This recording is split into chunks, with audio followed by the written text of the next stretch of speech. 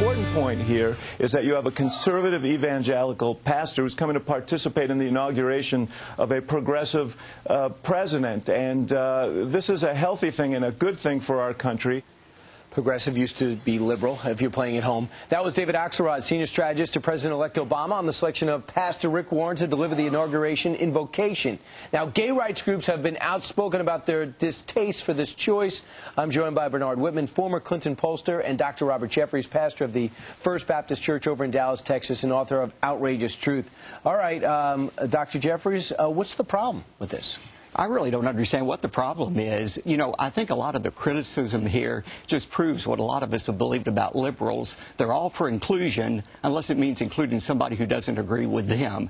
President Obama... Which is about gay marriage. About gay marriage. And Rick Warren is no hate monger. He is simply reflecting what many, many millions of Christians believe about marriage and sex, and that is that it should be reserved for one man and one woman in a marriage relationship. That's hardly a strange belief. Bernard, is that a bad message on Inauguration Day? Well, look, I think the problem here is Rick Warren. I'm not questioning Rick Warren's religious views or Pastor Jeffers' religious views. What I'm questioning here, and what I have a problem with, is they are questioning my civil rights. This is not a matter of religion.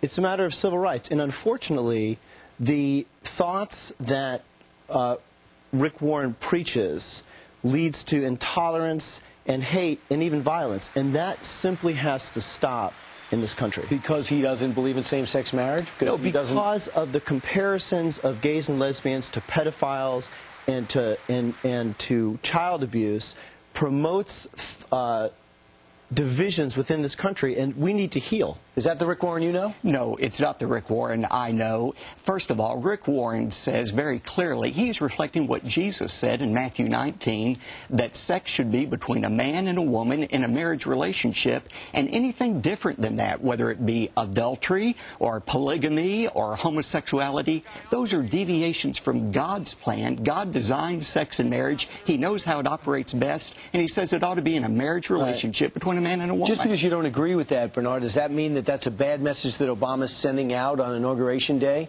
That I don't agree with everything everybody says up here, but we're all in this together? Look, I welcome Obama's call for everyone to have a seat at the table, but I think someone that is as divisive as Rick Warren I've never heard that word before this was invocation. Ought not to be given the right to say the blessing over the wine at the head of the table. I just don't believe, and here's the thing, we're not talking about a difference over religious views. We are talking about a matter of civil rights, and I don't believe that anyone in this country should oppose their moral views or their religious views on others. Well, what if you're a pastor and you have followers and you write a book? Then you can put your views out there. But when it impacts others' civil rights, that's where we have to draw the line. All right, Bernard Whitman, Pastor Jeffers, thanks so much for coming in. Thank and this you. is debate. It's happening at every kitchen table all throughout the holidays, and I'm sure throughout New Year's, but it looks like they're going to go through with it.